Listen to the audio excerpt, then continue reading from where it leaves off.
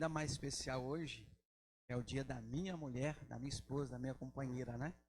Aniversário da Beth. Deus te abençoe abundantemente, em nome de Jesus. Verdadeiramente os planos são nossos, mas as decisões vêm do Senhor, não é verdade? Tínhamos pensado algumas coisas para hoje, mas fechou tudo. Então, né? Quem decide é Deus. O importante é que estamos com saúde na presença do Senhor. Amém? Quero também aproveitar o ensejo, parabenizar o Fred, né, que também fez mais um aninho de vida, né, em nome de Jesus. Ter o presbítero André e a Priscila mais um ano de casamento, né? O Adelício é hoje? Rapaz, parabéns. O que mais fez essa semana? Vanessa? Ah, é a Vanessa. É, 18 aninhos, a Beth também 18. O Adelício é 20. O Fred também. 10? Parabéns a todos em nome de Jesus. Parabéns às mulheres. Uma coisa, querido, que às vezes a igreja é mal vista, achando que nós pregamos a inferioridade da mulher. Isso não é verdade. Nós concordamos 100% que a mulher precisa ser igual ao homem no trabalho, no salário, no reconhecimento, na sua capacidade. Reconhecemos isso. Oramos para que em todo setor a mulher seja vista de acordo com a sua capacidade, não com o seu gênero, de acordo com a sua habilidade, com o que ela estudou, com o que ela batalhou, e assim seja vista, honrada e remunerada. Concordamos com isso. Nós só não concordamos com a mulher que quer aniquilar o homem, porque aí fora hoje tem uma política feminista que não tem nada a ver com vocês, mulheres cristãs. Parece que feminismo defende a mulher, mas não. A mulher ela precisa ser feminina, literalmente feminina. Então, as mulheres feministas, diferente da mulher cristã, ela prega contra o homem. E muitas delas querem ser homem. Isso está errado. Cada um tem o seu lugar. Deus não faz acepção de pessoas. Na sociedade em si, concordamos, lutamos e oramos para que cada uma mulher seja igualmente o homem com a sua função que exerça. Mas não deixe, queridas irmãs, daqui de casa, subir no teu coração outra coisa fora disso.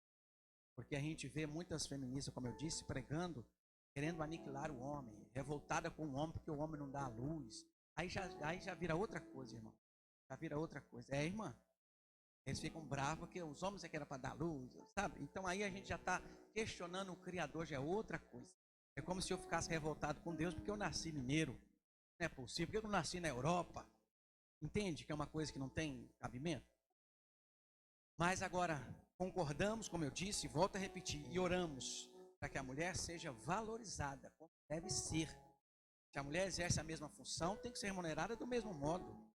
Igual o homem, se a mulher é mais capaz que o homem, seja reconhecida como mais capaz que o homem naquela função que ela exerce. Amém? Amém? Então, mulher cristã, em nome de Jesus Cristo, seja feminina, não seja feminista. Porque a feminista, como eu disse e repito, sempre que eu tiver oportunidade, não tem nada de Deus, viu? Nada. Nada de Deus. Agora, a mulher feminina que batalha, e nós vamos ver aqui, eu quero ler uma palavra que vai nos falar um pouquinho da mulher, mas que serve para aplicar a todos nós, tá? Mas eu aproveitei também para falar sobre a mulher no dia de hoje, mas como eu disse, se aplica a todos nós, a toda a família, em nome de Jesus. Amém? Se eu achar aqui o meu esboço, Esther. Abra a tua Bíblia comigo, no livro de Esther, nós vamos ver a palavra de Deus sobre a nossa vida hoje. Vou falar de mulher, mas como eu disse, se aplica a toda a igreja, a todos nós, homens, jovens, adultos, famílias, servos de Deus. Livro de Esther, no Antigo Testamento, ou seja, é antes do livro de Salmos ainda. Vamos ver aqui, palavra de Deus. Hoje é domingo, o dia que nos reunimos com a nossa família. Aproveitando enquanto você procura aí o livro de Esther, quero lembrar você, a igreja continua funcionando normal, tá bom? A única coisa que mudou é que a gente diminuiu a quantidade de pessoas. E isso só afeta, querido, normalmente no dia de ceia, porque os demais dias a igreja estava com seu espaçamento normal e não se completava a capacidade máxima. A gente viu, o espaçamento vai ser esse agora, até essa fase mais crítica passar. Porque nós prezamos também pela sua saúde. Precisamos ser sábios em todo sentido, também na parte física, né? Não só na espiritual. Achar que porque oramos podemos fazer tudo. Não, Deus disse que tem coisas que a gente precisa ser sábio e seguir as instruções, amém? Mas fazendo a inscrição lá, você pode vir despreocupado, obviamente, né? Faça a sua parte, evite cumprimentos de abraço, né? E use álcool em gel, a máscara e o restante, aí sim é com Deus, amém? Vamos continuar orando. Alguns irmãos nossos não estão vindo, alguns obreiros não estão vindo, só por precaução, porque às vezes um parente deles está com suspeita e eles falam, pastor, a gente não vai para proteger vocês. Eu acho isso sábio, não é verdade? Cuidar realmente do outro é isso. Quando você faz a inscrição para vir ao culto, quando você vem de máscara, quando você evita, por mais que a gente ama, né, evite algum contato mais próximo com o outro, é por amor a ele. Nesse período, espero que passe logo em nome de Jesus. Então, se você tem algum sintoma e está desconfiado de alguma coisa, fique em casa e já já passa os dias e você pode retornar. Isso é uma prova de amor ao próximo. Amém? Esther, capítulo 1. Vamos ler. E sucedeu nos dias de Assuero, este é aquele Assuero que reinou desde a Índia até a Etiópia, sobre 127 províncias. Para aqui um pouquinho. Olhe para mim. Ou seja, a Bíblia fala de um rei que era muito importante e que era muito poderoso no seu tempo. Ele reinou num território muito vasto, muito grande. Ele era muito poderoso. Então a Bíblia começa dizendo que nos dias de Assuero, e ela abre aqui um parênteses e diz assim, este Assuero é aquele Assuero que reinou um reino enorme, 127 províncias. Ele era muito poderoso. Ele era um rei muito importante da sua época. Da Índia até a Etiópia. Ou seja, a Bíblia fez questão de frisar que ele era muito importante. Amém? Versículo 2. Naqueles dias, assentando-se o rei Assuero sobre o trono do seu reino, que está na fortaleza de Suzã, no terceiro ano do seu reinado, fez um convite a todos os seus príncipes e seus servos. O poder da Pérsia e Média e os maiores senhores das províncias estavam perante ele, para mostrar as riquezas da glória do seu reino e o esplendor da sua excelente grandeza por muitos dias, a saber, 180 dias. E acabados aqueles dias, fez o rei um convite a todo o povo que se achou na fortaleza de Suzã, desde o maior até o menor, por 7 dias, no pátio do jardim do palácio real. As tapeçarias eram de pano branco, verde e azul celeste, pendentes de cordões de linho fino e púrpura, e argolas de prata, e colunas de mármores. Os leitos eram de ouro e de prata, sobre um pavimento de pórfiro, e de mármores e de alabastros, e de pedras preciosas. E dava-se de beber em vasos de ouro, e os vasos eram diferentes uns dos outros, e havia muito vinho real, segundo o estado do rei.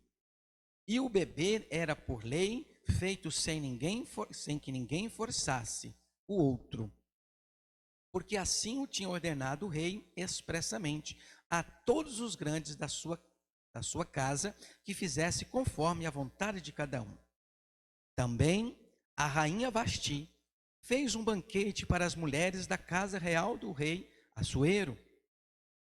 E ao 7º dia, estando já o coração do rei alegre do vinho, mandou os 7 eunucos, eu vou pular os nomes deles aqui, que é bem complicado. Vamos pular para os 7 eunucos que serviam na presença do rei Assuero, que introduzisse na presença do rei a rainha Vasti, uma coroa real, para mostrar aos povos e aos príncipes a sua formosura, porque era muito formosa à vista. Porém, a rainha Vasti recusou vir, conforme a palavra do rei, pela mão dos eunucos, pelo que o rei muito se enfureceu e ardeu nele a sua ira. Só até aqui por enquanto. Querido, eu quero compartilhar com você essa história. Como eu disse aqui, um rei muito importante, de um reinado muito grande, ele estava celebrando.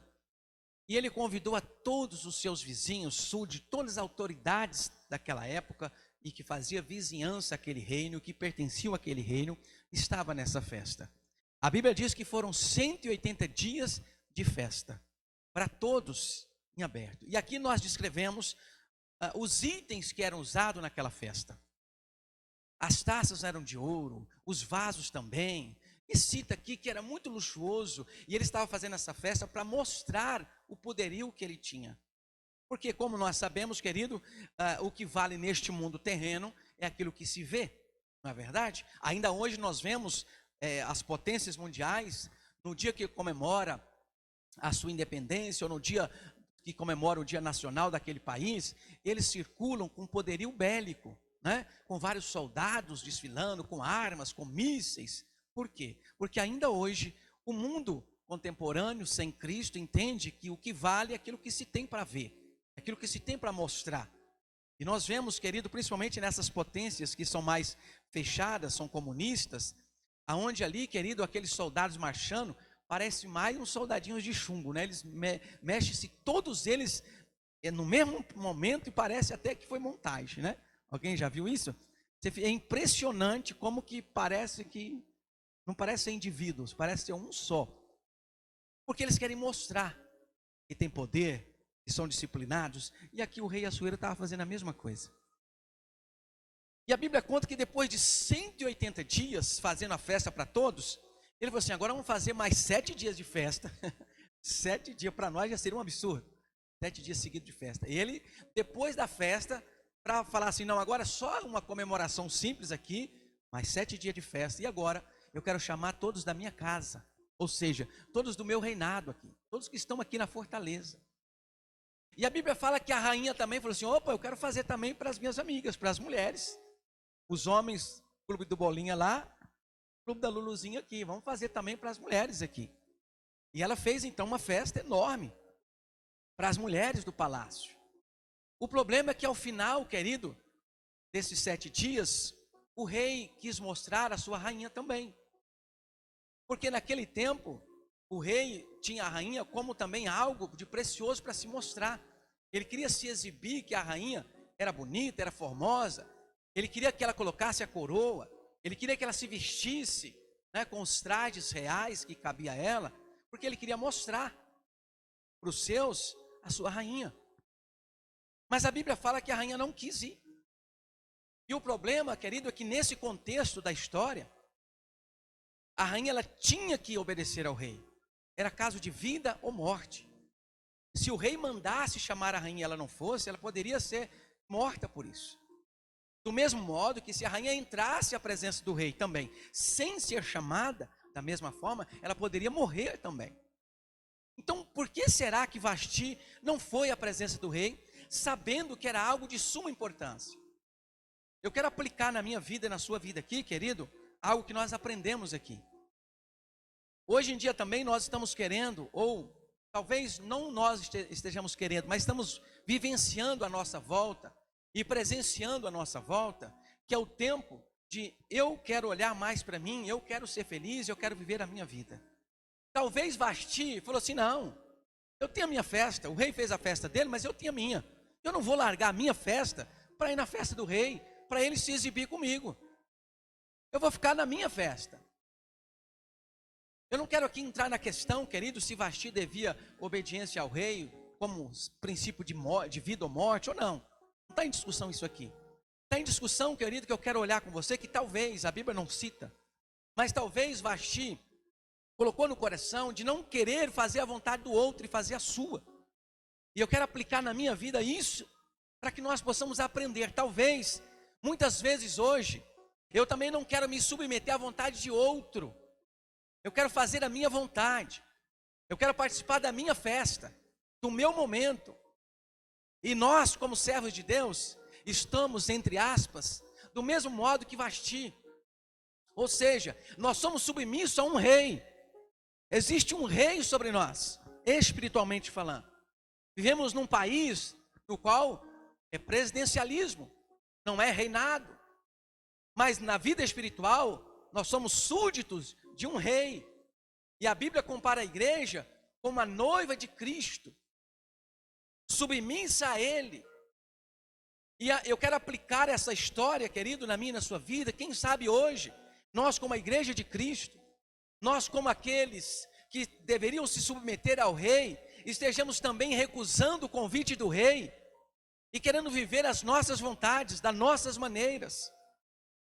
A Bíblia diz, querido, que acendeu a ira do rei, porque Vasti não foi até ele quando ele chamou. E a consequência disso, querido, é que ela foi destronada, ela foi tirada como rainha. E talvez, querido, hoje eu e você precisamos aprender com essa história, de que estejamos perdendo talvez a nossa posição nesse reinado espiritual no qual nós cremos nele e pregamos ele e tentamos viver nele. Talvez estejamos perdendo a nossa posição privilegiada e queremos viver as nossas vontades. E talvez dentro de casa existe muita discordância e muitas brigas de pais e filhos, porque os filhos não querem mais se submeter à vontade dos pais. Eu quero viver a minha vida, eu quero ser feliz. Virou um bordão. E nós achamos que para ser feliz é necessário fazer o que a gente quer fazer, o que a gente acha que é para ser feito. E se nós formos inteligentes e olhar a palavra do Senhor, nós vamos entender que a felicidade não é tão simples assim. Porque se para ser feliz fosse fazer o que eu quero, é simples. Mas não, a felicidade é muito mais complexa. Nós sabemos disso, nós vivemos isso, cada um de nós temos no mínimo uma história para contar sobre isso.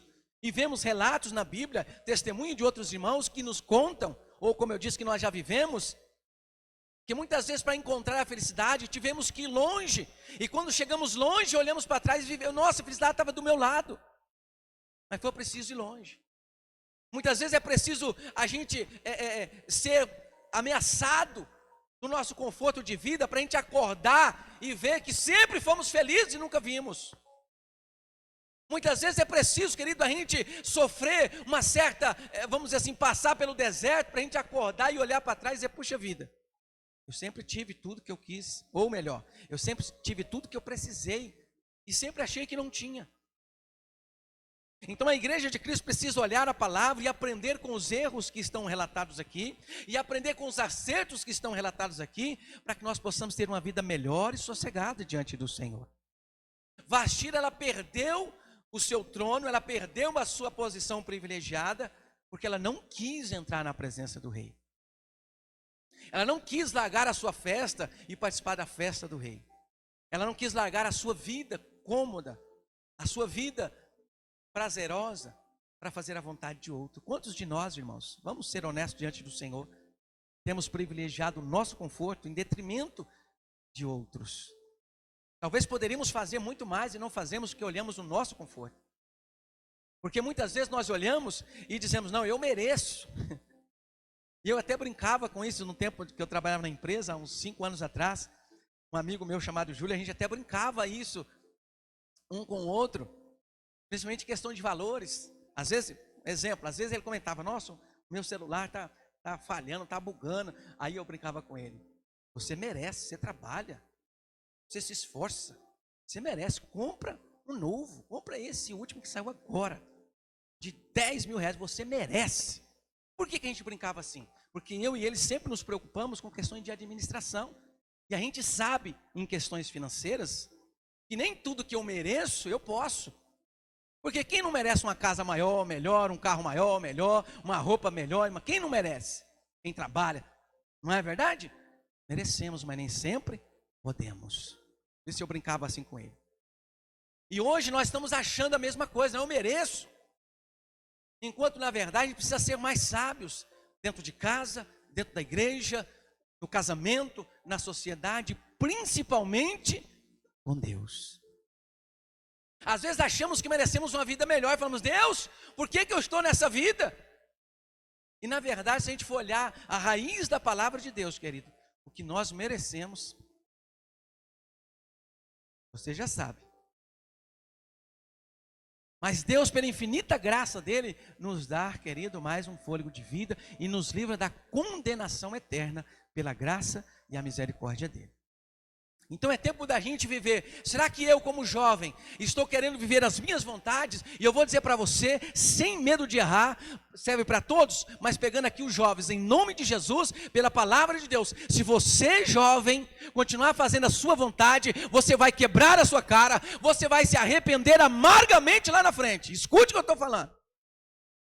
Se hoje você não parar, refletir e dizer: eu preciso obediência a Deus e aos meus pais, eu preciso fazer mesmo sem vontade aquilo que os meus pais mandam, se você não se submeter a isso, você vai se arrepender. Não é uma ameaça, não é uma praga, é uma advertência. Isso serve para todos nós também. Se nós não deixarmos as nossas vontades de lado e começarmos a fazer a vontade de Deus, irmãos, nós vamos ter dias de arrependimentos. Mas a Bíblia nos ensina que muitas vezes é preciso deixar as nossas festas.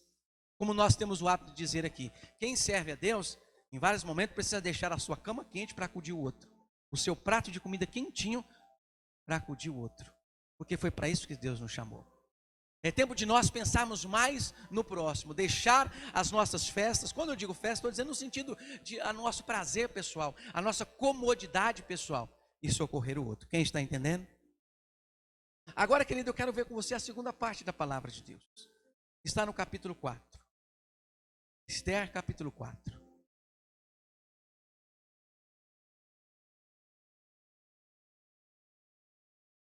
Glória a Deus. Esther capítulo 4. Se nós não deixarmos, querido, as nossas vontades para fazer a vontade do Senhor, dificilmente, querido, nós vamos ter ou receber aquilo que foi nos prometido. Porque a promessa, ela é condicional. O amor de Deus é incondicional. Independe da minha e da sua atitude. Deus me ama incondicionalmente. Mas as promessas de Deus para me alcançar, essas são condicional. Entende isso? Entendeu a diferença? Deus me ama. Agora, a bênção do Senhor me alcança? Depende. Porque é preciso obediência. Uma vez que Vasti não foi até a presença do rei, o rei então destituiu ela do cargo. E vagou o lugar dela. O rei então falou assim: eu quero, como era de praxe na época, né? Que tragam todas as moças virgens do reino, para que sejam cuidadas, sejam tratadas, como se diz assim, né? Fique no spa, para que depois se apresente a mim. E eu vou ver uma delas, para ser a minha rainha. E a Bíblia conta, querido, que por obra do Espírito Santo, foi Esther a escolhida. E ela então se apresenta diante do rei. Então nós sabemos da história, que é linda e maravilhosa. Mas, querido, aonde você está, ou a festa que você promove, ou o bem-estar que você tem, sempre deve estar à disposição do seu rei, ou daquele que te chamou. E a Bíblia nos conta que em determinado momento, está lá Esther, no seu bem bom, vivendo maravilhosamente, cuidado, comendo do bom e do melhor, vestindo do que tinha de melhor naquela época. Chegou uma notícia até ela. E diz assim: Esther, todo o nosso povo está ameaçado de morte. Se nós não fizermos alguma coisa, seremos extintos, seremos condenados à morte, todos nós. E a notícia chegou até ela dizendo assim: não pense você que por estar no palácio do rei, que por ser rainha, vai ser poupada. Porque se a condenação vir e você não fizer nada, Deus usará outra pessoa para nos livrar, mas você vai pagar a conta. Sabe por que eu aprendo uma coisa, querido? Porque aquilo que Deus coloca na minha mão para eu fazer, é para eu fazer. Deus poderia descer do céu através dos anjos, ou na própria me ajuda aí? Personificação, né? Quando o próprio Deus desce na figura de um anjo, e fazer um milagre acontecer, e operar um milagre para acontecer, poderia, e pode. Mas tem muitas coisas que Deus fala assim: eu escolhi você, filho. E talvez naquele ponto, na onde você acha que a sua deficiência é justamente esse ponto, essa característica que é só sua, é que Deus vai fazer um milagre. Então ali estava a rainha, diante de um emblema, diante de uma situação, porque ela tinha que se apresentar diante do rei, e ela não podia ir, se o rei não a chamasse. Então o versículo 16 diz assim, Esther 4,16. Vai e ajunta todos os judeus que se acharem em Suzã, e jejuai por mim, e não comais, nem bebais, por 3 dias, nem de dia e nem de noite.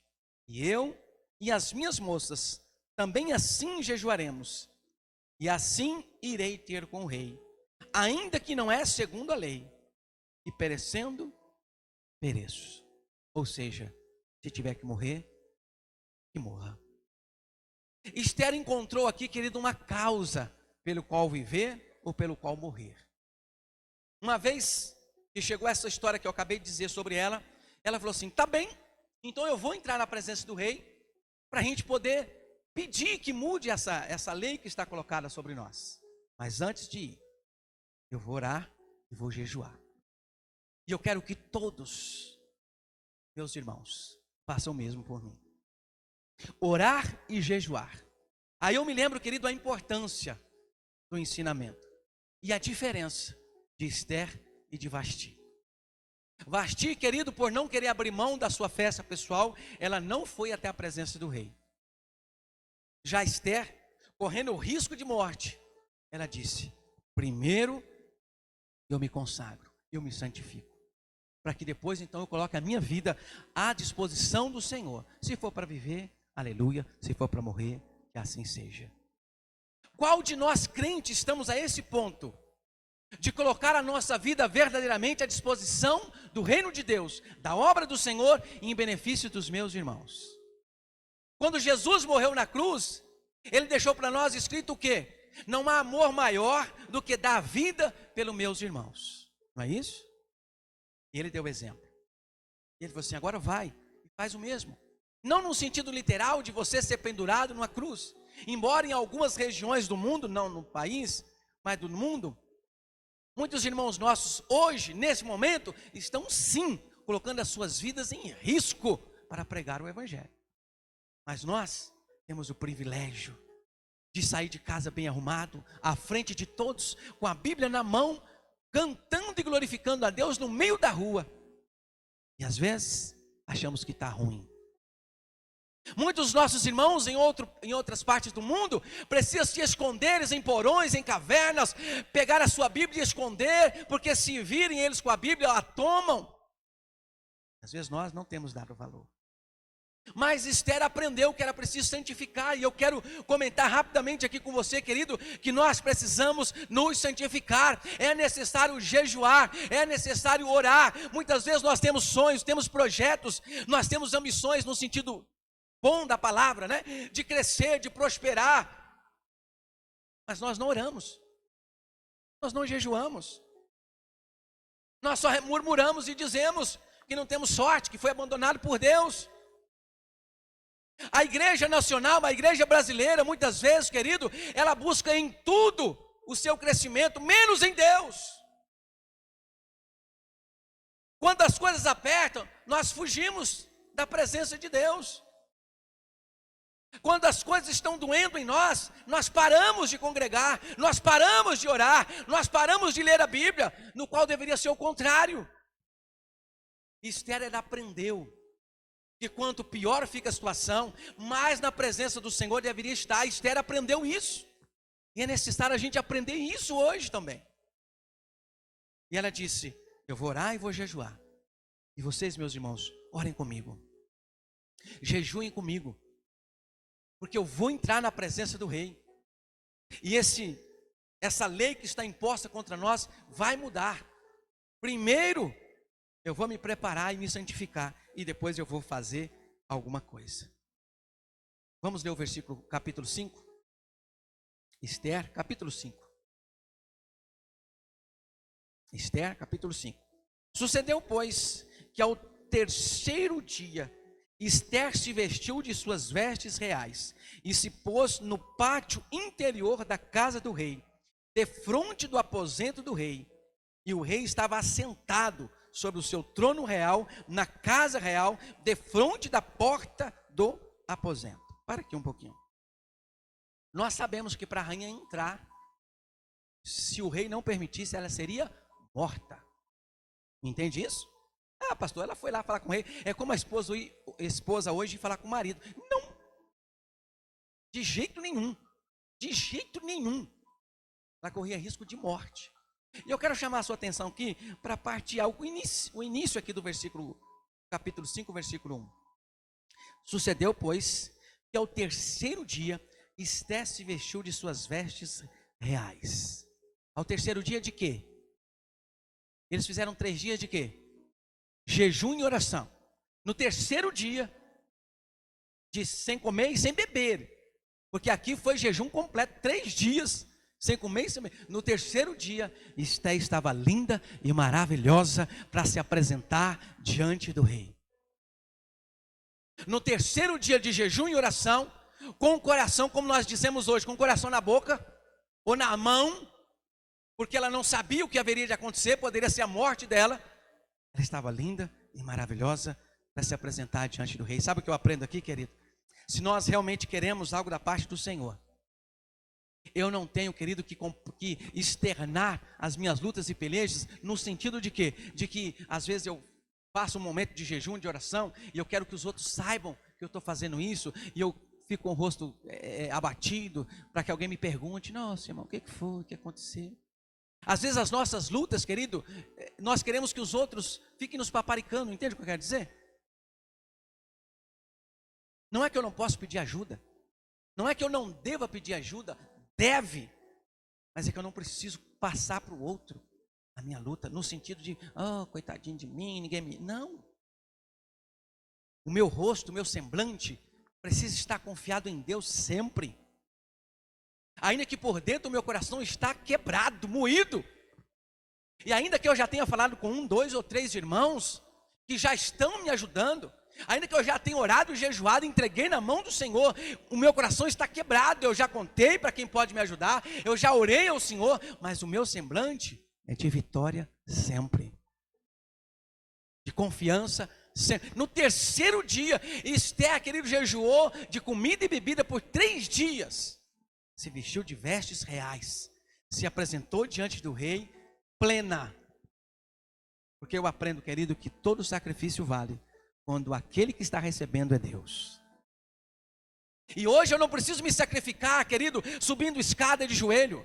Hoje eu não preciso me sacrificar carregando uma cruz física de madeira de 50 quilos. Hoje eu não preciso me sacrificar fisicamente, me cortando ou me batendo com alguma coisa. Não! Hoje o meu sacrifício, querido, é em espírito e em verdade. Hoje o meu sacrifício é levar o meu corpo à santidade diante do Senhor. Hoje o meu sacrifício é dizer não para o pecado, é dizer não para a minha carne. Esse é o meu sacrifício hoje. É dizer, eu quero, mas eu não vou. O mundo me atrai, mas eu não vou, em nome de Jesus. Esse é o meu sacrifício hoje. Ou o contrário, eu não quero ir, mas é para Jesus, então eu vou, em nome do Senhor. E aqui no terceiro dia de um jejum completo, estava ela plena. Versículo 2. E sucedeu que, vendo o rei, a rainha Esté, que estava no pátio, ela alcançou o quê? Graça aos seus olhos. E é interessante, olha para mim um pouquinho. Interessante que a Bíblia usa muito isso sobre Deus e nós. Quando Deus olha para a terra e vê um servo dele clamando, orando, vivendo uma vida na santidade, a Bíblia fala que a gente acha graça aos olhos de Deus. Ou seja, ele gosta do que vê. Esther então achou graça aos seus olhos. E o rei apontou para Esther com um cetro de ouro que tinha na sua mão. E Esther chegou e tocou a ponta do cetro.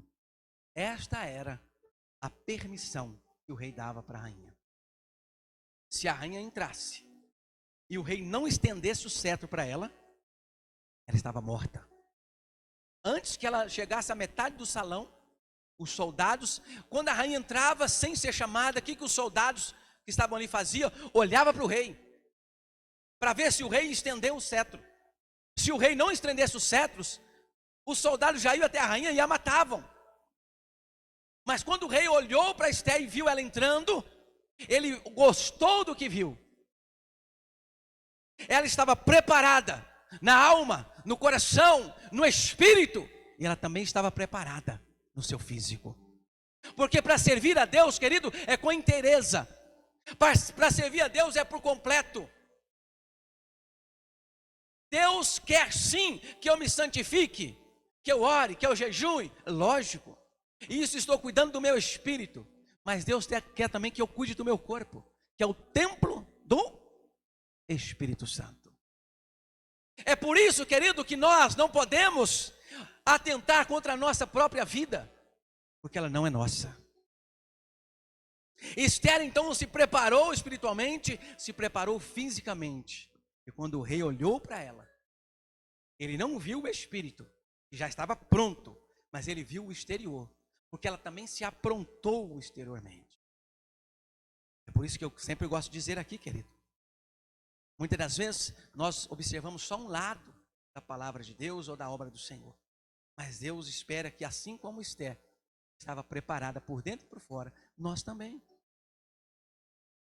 Quando você ora, você está trocando as suas vestes espirituais. E quando você vem à casa de Deus, você se veste para o seu rei, para o seu Senhor, para o seu Deus. Quando eu me olho no espelho, eu preciso e eu posso e devo me sentir bonito, bonita, irmã, se cuidar, sim. Mas o propósito maior não é você. O propósito maior é o quê? Quando eu entrar na presença do rei, eu vou achar graça. Quando eu me apresentar diante do Senhor e ele olhar para mim, obviamente Deus vê tudo, mas aqui eu estou usando uma simbologia. Quando eu estiver na presença do Senhor e ele olhar para mim, ele se agrada do que ele se vê em mim, do que ele vê em mim. Ester se preocupou com ambas as coisas. O rei então olhou para ela, achou graça, achou ela linda, bonita, vestes reais, estendeu o cetro, ela tocou no cetro, ela ganhou a graça do rei. Continuando o versículo 3. Então o rei lhe disse: que é o que tens, rainha Ester? Ou qual é a tua petição? Até metade do reino se te dará. E disse Ester: se bem parecer ao rei, venha o rei e Amã hoje ao banquete que tenho preparado para o rei. Interessante. Nós estamos aqui vendo Vasti e Ester. Uma não quis ir à festa do rei, a outra preparou a festa para o rei. Entende? Versículo 5. Então disse o rei: fazei apressar a Amã, que cumpra o mandado de Ester. Vindo, pois, o rei e Amã ao banquete que Ester tinha preparado, disse o rei a Ester no banquete do vinho: qual é a tua petição? Querido, esse texto nos faz entender uma coisa espiritual para a gente aplicar na nossa vida. Quando eu quero fazer as minhas vontades, o resultado lá na frente geralmente é tragédia. Agora, quando eu deixo de fazer a minha vontade em benefício de outros, geralmente, querido, o final é bênção, é felicidade e é festa. E eu olhando a palavra do Senhor, eu aprendo que o próprio Senhor já deixou registrado para nós, dizendo o quê? Se você quiser guardar a sua vida, você vai perdê-la. Mas se você entregar a sua vida, se você perder a sua vida por amor a mim, na verdade, você vai estar ganhando a vida. Ester aqui colocou a vida dela em favor do povo de Deus. E ao contrário de Vasti, ela preparou uma festa para o rei. E o rei disse assim: até metade do meu reino eu te dou. E nós sabemos o desfecho. Ela foi bem sucedida. O povo de Deus não pereceu. Pelo contrário, os inimigos do povo de Deus é que foram mortos. Com a própria arma que tinha preparado contra o povo de Deus, ele mesmo foi morto. O principal aqui, o líder, que estava preparando contra o povo de Deus, morreu na própria arma que preparou para o povo de Deus. Nessa manhã, querido, eu aprendo com a vida dessas duas mulheres. Nós aprendemos com a vida dessas duas mulheres. E nós sabemos, querido, que é necessário continuar aprendendo a palavra de Deus. Todos nós precisamos assimilar isso, como família, como jovens, como homem e como mulher. Não viver a nossa vontade, fazer a vontade de Deus. Mas não é de qualquer maneira. Não é sem um foco, sem um propósito. Esther, ela orou, ela jejuou, ela pensou, ela pediu a Deus uma estratégia, e Deus a deu uma estratégia. Talvez hoje você está numa peleja, numa dificuldade espiritual, financeira, familiar, mas não tem uma receita pronta. Mas a receita que tem, querido, é essa: buscar a Deus em primeiro lugar. É tempo de orarmos, de olhar para a palavra do Senhor e dizer: Senhor, o que acontece à nossa volta? Ou, Senhor, o que acontece dentro de mim? Porque nós sabemos disso, as maiores guerras que acontecem não é fora, é dentro de nós mesmos. E é tempo de nós tomarmos atitudes acertadas. É tempo de nós tomarmos atitudes que louvam a Deus, que engrandeçam a Deus, querido. É tempo de não achar coisa alguma. Eu acho isso. Irmão, eu também acho um monte de coisa, mas não cabe a nós acharmos. Cabe a nós seguir a palavra do Senhor. A igreja contemporânea de hoje, querido, está numa dúvida: se prega a verdade ou se passa a mão na cabeça de todo mundo. Se fala que o homossexualismo é pecado, ou se diz: não, se eu falar isso eu vou ser homofóbico. Falar contra não é agir contra. Falar contra não é maltratar. Falar contra não é ter ódio, é alertar. E eu quero encerrar, querido, pedindo a Deus que todos nós aprendamos essa lição. Duas mulheres no mesmo reinado, com atitudes totalmente diferentes e com finais totalmente diferentes, entende isso? Porque o que importa é o fim, não é verdade? Obviamente que a gente não vai fazer qualquer coisa no meio para justificar o fim. Nós temos regras, e a nossa regra é bíblica, tá? Mas na nossa caminhada cristã, o que importa é perseverar até o fim. Porque o Senhor Jesus diz assim: ei, aquele que perseverar até o fim será salvo. E é isso que importa. Duas mulheres no mesmo reinado, no mesmo lugar geográfico, com atitudes totalmente diferentes e com finais totalmente diferentes. Talvez eu e você, aqui, no mesmo país, no mesmo estado, na mesma cidade, no mesmo bairro, na mesma família, temos atitudes diferentes e finais diferentes. Porque nós sabemos que a salvação é individual. Cabe a mim fazer a minha parte e orar e fazer todo o meu esforço para que todos façam o mesmo. Mas ainda que ninguém faça o mesmo, cabe a mim fazê-lo. Entende isso? E eu quero encerrar lembrando, como eu disse aqui, em homenagem às mulheres, o Dia da Mulher todo dia. Mas, como tem esse dia marcado aí, eu quero lembrar você, mulher, da sua importância. Lembrar, porque você já sabe. Graças a Deus, vivemos num país ainda longe do ideal para tratar a mulher. Mas graças a Deus com grandes conquistas para a mulher. Quero lembrar você da sua importância. Desde o tempo contemporâneo, a escritura da Bíblia, no qual ela foi escrita. Como eu disse, a Bíblia não é machista. A Bíblia tem regra. E regras são regras. Mas em nenhum momento, querido, a Bíblia justifica que a mulher seja maltratada, ou seja tripudiada, ou qualquer outra coisa. Mas lá em Provérbios 31, a partir do versículo 10, a Bíblia relata aqui, querido, algo fenomenal sobre a mulher. E que você não pode esquecer disso. E que nós homens, maridos, jamais poderemos esquecer também. Para que no dia que, se porventura a gente não estiver dando à mulher aquilo que a Bíblia diz que é da mulher, a honra, o cuidado, nós passamos a dar. Lá em Provérbios, querido, a partir do 31, não vou ler, só vou mencionar aqui alguma coisa para a gente orar e encerrar. Mas a partir do 10, põe só o 10 aí, Juliana, por favor, para a gente ler junto aqui. Provérbios 31, 10. A gente lê Só esse primeiro eu vou citar alguma coisa e nós vamos orar. Mulher virtuosa, quem a achará? O seu valor muito excede ao de rubis ou de pedras preciosas. Mulher virtuosa, quem a achará? Aí, rapidamente aqui, mulher virtuosa, você jovem solteira, você é virtuosa? Jovem homem solteiro, você está procurando uma mulher virtuosa? Porque as aparências enganam, não se iludam. Nem você, mulher jovem solteira, nem você, jovem rapaz solteiro. Ambos. A mulher precisa ser virtuosa e o homem precisa procurar essa mulher virtuosa. E o Provérbios continua dizendo, no versículo 11, Provérbios 31, 11, a Bíblia fala que a mulher virtuosa ela é uma mulher segura de si. Eu não vou ler, só vou pegar aqui alguns pontos para destacar.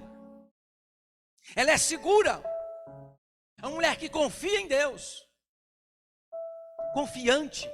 É você, mulher, é Deus dizendo de você.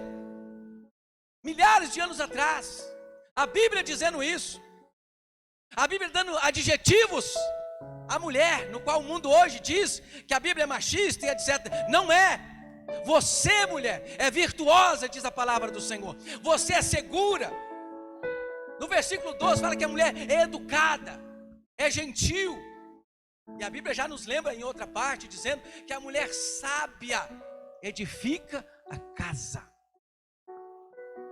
Olha que poder Deus deu à mulher. A mulher sábia edifica a casa. Você entende isso? Eu posso dizer aqui, querido, que a mulher sábia, ela dá estrutura à casa. É por causa de você, mulher sábia, que a sua casa espiritual e a sua casa familiar, não é as paredes, não desmorona. O casamento está de pé, é por sua causa, mulher. Senão já tinha desmoronado. Se não for uma mulher sábia ao lado de um homem, já tinha, olha, tragédias acontecido, família indo para um lado e para o outro, mas é por sua causa, mulher, sábia, virtuosa, segura, educada. O versículo 13 fala de uma mulher trabalhadora. Nós estamos falando de milhares de anos atrás, irmão, não é agora não. Mulher trabalhadora, que trabalha, que se esforça pelo seu lar, pelo bem-estar da sua casa. O versículo 15 vai dizer que a mulher é administradora. Eu conheço muitos lares que a mulher que tem um dinheiro na mão. Está errado? Não está. Porque o marido sábio vai identificar uma qualidade da mulher que ele não tem. A função de prover é do marido. Mas nunca foi proibido a mulher participar ativamente disso. E Provérbios 31 fala que a mulher, ela é administradora. Quem está entendendo?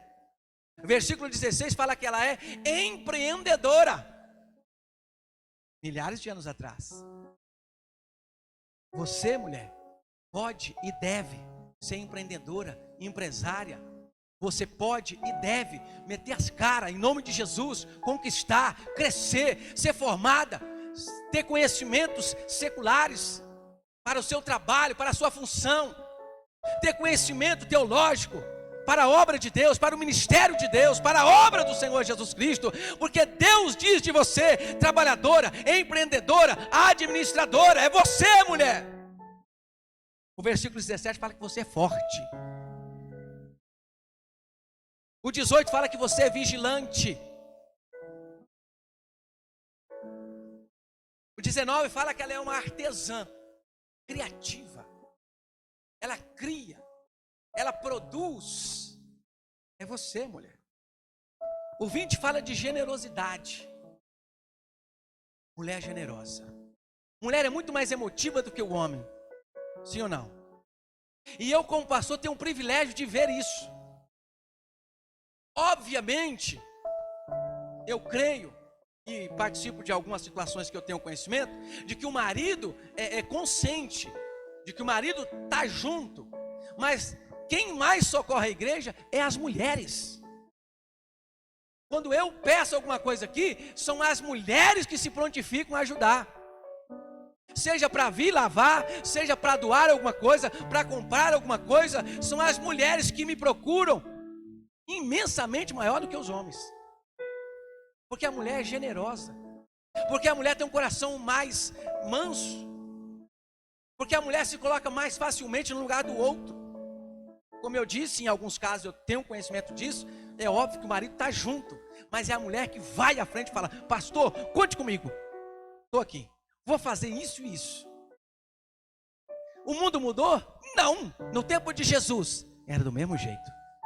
A Bíblia fala que Jesus tinha algumas mulheres que seguiam Jesus, e elas eram a patrocinadora, mantenedora do ministério de Jesus financeiramente. Você, mulher, tem características que Deus colocou em você. Você, mulher, tem qualidades que Deus te criou assim.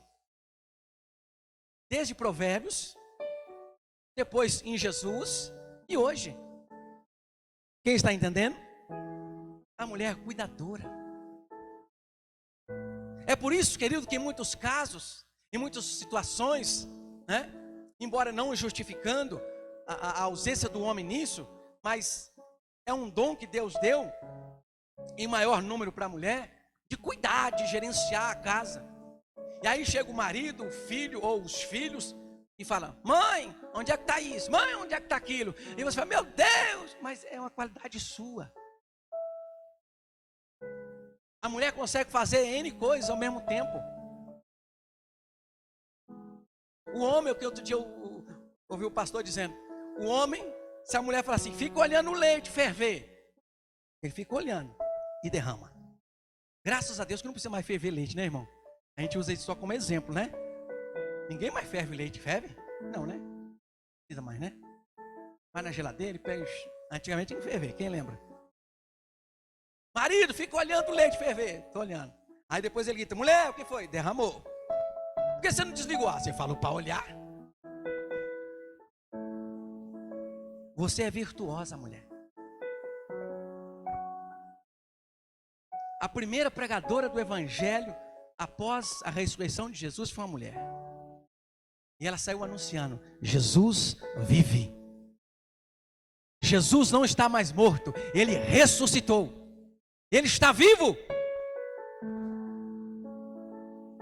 Não pense e não deixe entrar no teu coração de que você é menor, inferior, que não presta. Se alguém te fala isso, ou se você vive alguma situação disso, repreenda em nome de Jesus, ore em nome de Jesus, para que você saia disso, porque você não é isso, e a Bíblia diz que você também não é isso. Você é igual, você é abençoada, você é escolhida para um propósito único que só você, mulher, é capaz de fazer. Mulher virtuosa, quem a achará? O seu valor excede ao de rubis. E para nós orarmos, quero dizer a vocês, ou a nós, homens, como você tem tratado a tua mulher em casa? Como você tem tratado a tua mulher em casa? Ou como você tem tratado a sua mãe? Ou ambos, né? Ou ambos. Muitos de nós, como eu, graças a Deus, tenho a minha mãe viva. E muitos aqui têm esposa e têm mãe. Como você tem tratado a tua mãe? Essa é a palavra que Deus colocou no meu coração. Eu quis compartilhar com vocês nessa manhã, para enriquecimento nosso espiritualmente, e também uma maneira de dizer a você, mulher, a sua importância, o seu papel na palavra de Deus, o seu papel como cidadã do céu. Esta é a verdade. Tudo fora disso, querido, é invencionista. Tudo fora disso, querido, não deixe contaminar o teu coração. Que você tem valor, nós já sabemos há muito tempo, e Deus já disse há muito tempo que você é capaz também. Cabe a nós hoje lutarmos por direitos iguais, no trabalho, na sociedade, no respeito. Mas encerro dizendo: feminismo não tem nada de Cristo nisso. Quem crê? Vamos colocar de pé. Os homens e as mulheres femininas, glória a Deus por isso. empreendedoras, seguras, educadas, generosas, bondosas, inteligentes, capazes, criativas. Aleluia. Parece que eu estou lendo um trechinho daquele carro de mensagem de aniversário. Não, é a Bíblia Sagrada. É o texto da palavra de Deus, querido, que diz sobre você. Aleluia. E você recebe isso. Amém, irmãs? Amém, irmãs? Glória a Deus. E nós concordamos. Amém, irmãos? Irmãos? Amém. Glória a Deus. E sejamos sinceros, irmãos. Isso é fácil para a gente. Obrigado, Rose. Isso é fácil para a gente entender, né? Principalmente nós casados. Se a mulher está sorrindo, está tudo bem. Se a mulher não está sorrindo, lascou-se. Não é assim em casa? Não é verdade? Se está tudo bem com a esposa, está tudo bem. Agora, se a mulher não está bem, você fala, meu Deus. Cabe a nós orarmos e proporcionar um ambiente de paz, de tranquilidade para as nossas esposas em casa, viu? Isso aí é função nossa.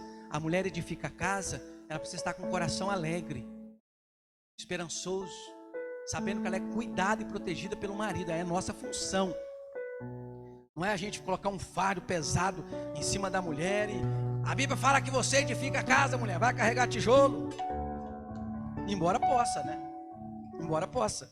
A minha esposa me ajudou muito a terminar a casa.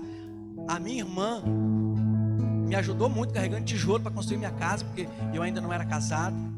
Aí depois que eu estava já quase casando, a Beth lixou parede em casa para terminar a nossa casa. Não tem problema nenhum.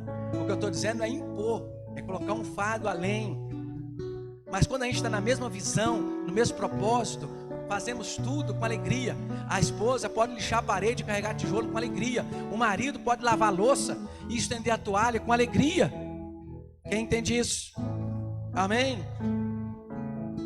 Vamos orar para que Deus nos ajude, para que Deus nos faça uma igreja forte, edificada na palavra. Nós, igreja de Jesus, não precisamos seguir modismo. Nós, igreja de Jesus, não precisamos seguir ideologias lançadas aí que parece que é boa. Nós temos o nosso manual. Nós temos, querido, o nosso norte, que é a palavra de Deus. Provérbios foi escrito quase 1000 anos antes de Cristo. Nós estamos falando de 3000 anos que essa palavra foi escrita. Nunca foi tão atual como hoje. Nunca teve tantas mulheres empreendedoras como hoje. Nunca teve tantas mulheres administradoras como hoje. Glória a Deus por isso. E que Deus envie mais, e que Deus te capacite mais, e que Deus levante mais, e que Deus abençoe o fruto do teu trabalho, que Deus abençoe a tua vida, a tua casa, que Deus abençoe os teus filhos. Senhor, nós encerramos o culto desta manhã, Pai, orando ao Senhor e clamando. Nos ajude a aprender, Pai, a deixar as nossas festas para celebrar a sua festa, Jesus Cristo.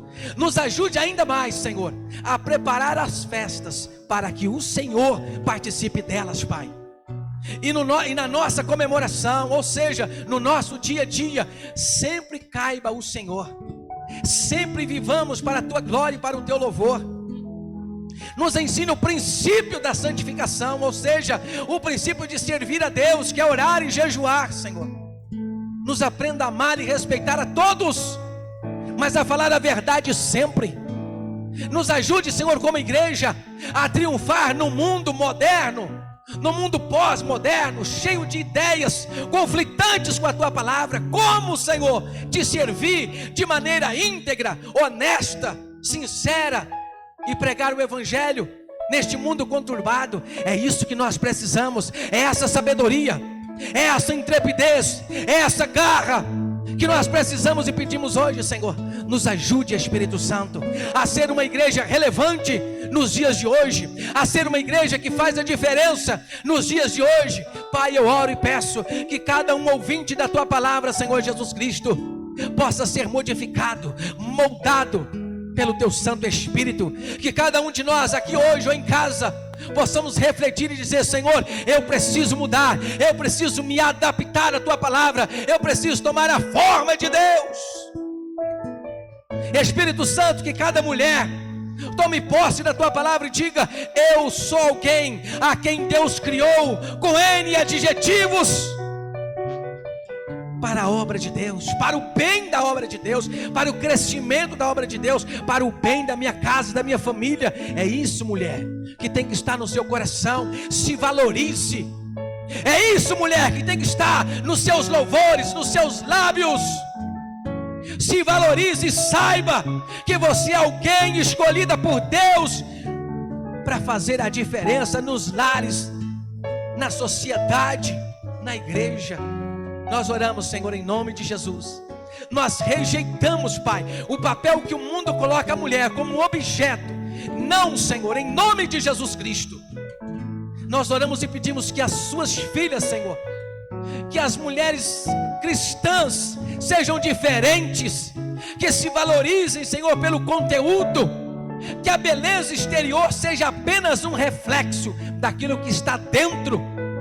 Nós oramos em nome de Jesus Cristo, louvamos a Ti pela nossa família e Te agradecemos. Obrigado, porque a nossa casa está de pé, primeiro pelo Senhor e depois pela mulher que o Senhor colocou, Pai. Aleluia, bendito seja o Teu nome, sobre toda a igreja, sobre todas as famílias e sobre a vida de todas as irmãs. Assim nós oramos em nome de Jesus Cristo, amém e graças a Deus. Você pode aplaudir e glorificar Jesus?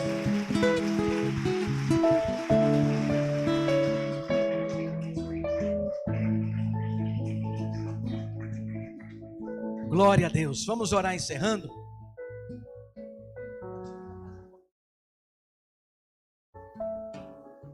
Embora se sair não tem muito problema, mas eu acho que não é. Eu vi um dia desse, eu gosto muito de ver sites de notícia, e eu vi um dia desse comentando de que a cantora Anitta fez uma tatuagem no ânus. Não sei se mais alguém viu isso.